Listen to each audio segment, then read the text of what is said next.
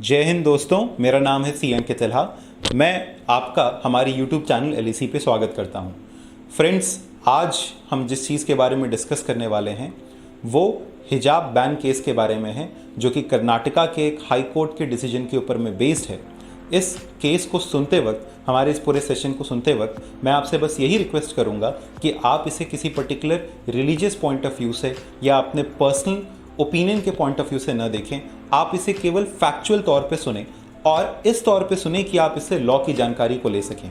तो लॉ को समझने के पॉइंट ऑफ व्यू से हमारे स्टूडेंट्स के लिए, हमारे व्यूअर्स के लिए और फैक्ट्स को सही तौर पे बताने के लिए हम ये सेशन आपके लिए लेकर के आए। अगर आपको भी ये सुन करके केस के बारे में कुछ सही जानकारी मिलती है, अच्छा लगता है और आप जानकार बनते हैं, तो इसे एक बार लाइक करके अपने फ्रेंड्स के साथ में शेयर करिएगा, ताकि वो भी हमारे देश में चल रही घटनाओं के बारे में जागरूक हो सकें। इसका क्या फाइनल वर्डिक्ट आता है, क्या डिसीजन आता है इस केस का, वो तो हमारी ऑनरेबल सुप्रीम कोर्ट देगी, लेकिन इस समय जो चल रहा है उसकी जानकारी हमें भी होनी चाहिए। और हाँ, हम भी अपने अपने ओपिनियंस इसके रिगार्डिंग फ्रेम कर सकते हैं। बट फिर से एक बार कहूँगा, हमारा एकमात्र मकसद है आपको जानकारी देखना और इसके लीगल एस्पेक्ट्स के बारे में आपको बताना। तो चलिए स्टार्ट करते हैं। ये बात है आपकी मार्च की। मार्च 2015 के अंदर में कर्नाटका के हाई कोर्ट ने एक डिसीजन दिया। विवाद उठा जब एक स्कूल के अंदर में कुछ मुस्लिम लड़कियों को हिजाब पहन करके एंटर करने से मना कर दिया गया।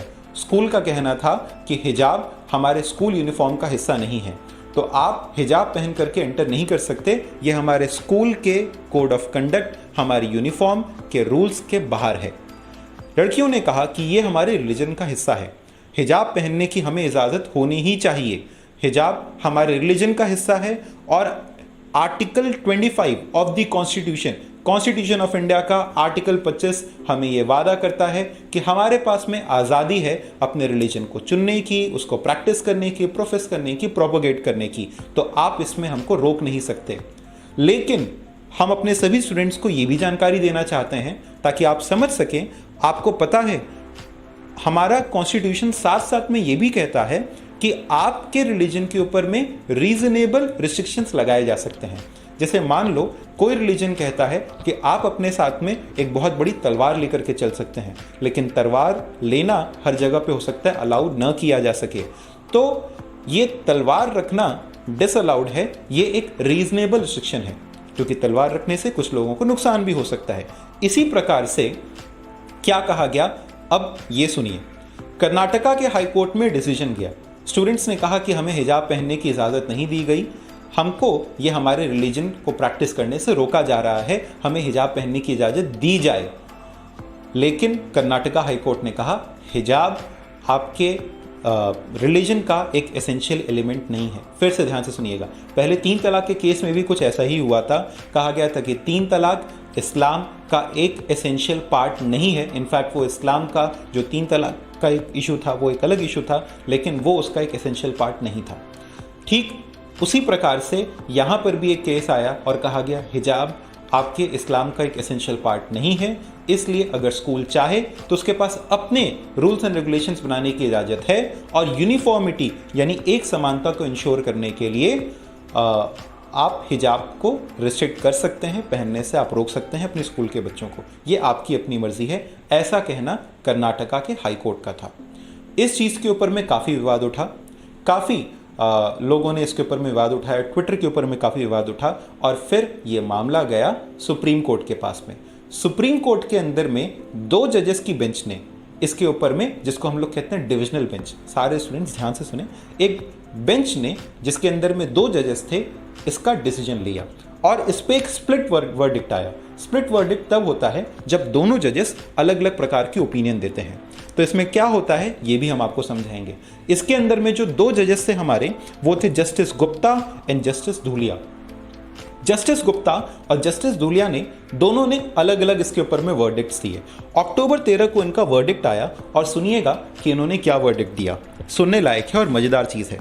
जस्टिस गुप्ता ने कहा कि he said that the ethic of fraternity is best served by complete erasure of all the differences।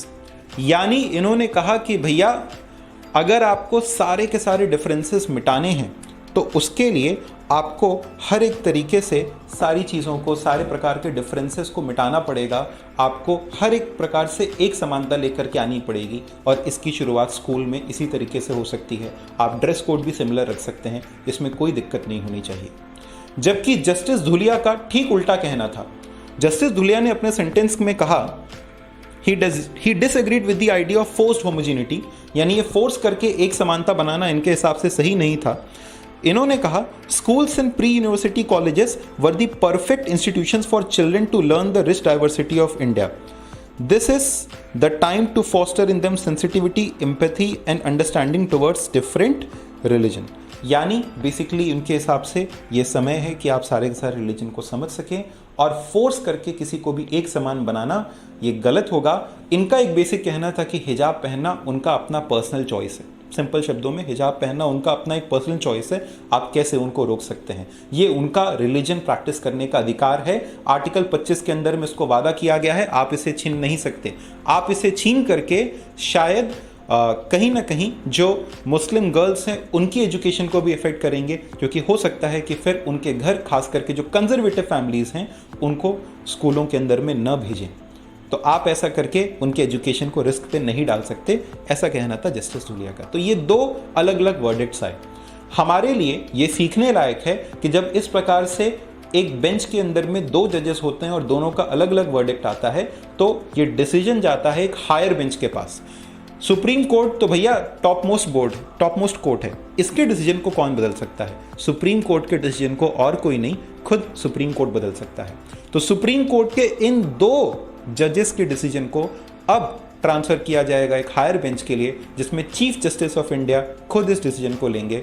तो चीफ जस्टिस ऑफ इंडिया के साथ एक बेंच कॉन्स्टिट्यूट किया जाएगा और वो बेंच का जो डिसीजन होगा उसे एक फाइनल डिसीजन माना जाएगा। तो हमारे लिए कुछ सीखने लायक पॉइंट्स ये थे कि हाई कोर्ट के डिसीजन को चैलेंज किया जाता है सुप्रीम कोर्ट के अंदर में। सुप्रीम कोर्ट में अगर दो जजेस की बेंच है और वो कुछ डिसीजन देते हैं, तो उनके केस को ट्रांसफर किया जाएगा एक हायर बेंच के लिए, और हायर बेंच फिर उस लोअर बेंच के डिसीजन को कन्वर्ट कर सकता है। आर्टिकल 25 हमें रिलीजन प्रैक्टिस करने की अनुमति देता है, उसको प्रैक्टिस प्रोफेस करने की हमें अनुमति देता है, लेकिन उसके ऊपर में रीजनेबल रिस्ट्रिक्शंस लगाए जा सकते हैं, जिसका हवाला लेकर के हिजाब बैन को वैलिड बताया गया। यूनिफॉर्मिटी का हवाला लेकर के कहा गया और कहा गया कि स्कूल के पास अपने कोड ऑफ कंडक्ट को रेगुलेट करने का सारा अधिकार है, लेकिन वहीं दूसरी तरफ एक दूसरा ग्रुप का कहना है कि ये उनके रिलीजन का एक एसेंशियल पार्ट है। ये जो गर्ल्स हैं इन इस्लाम, उनके एजुकेशन के लिए बहुत एसेंशियल है, ताकि वो अपनी डिग्निटी को मेंटेन कर सकें, वो अपने हिसाब से चीज़ों को प्रैक्टिस कर सकें। तो ये उनके लिए एसेंशियल है। दोनों अलग अलग ओपिनियंस हैं। हमें ऑनरेबल सुप्रीम कोर्ट के वर्डिक्ट का इंतजार रहेगा कि वो इसके अंदर में क्या कहते हैं। जो भी होगा उनका डिसीजन सर पैर पर। हम बस आपको इस बारे में जानकारी दे रहे थे। उम्मीद है ये जानकारी आपको अच्छी लगी होगी। अपने दोस्तों तक भी इस जानकारी को फैलाइएगा और उनको भी इसके बारे में जागरूक करिएगा। This was your mentor C Ankit Tilha from Lilha education centre. Take care, good bye.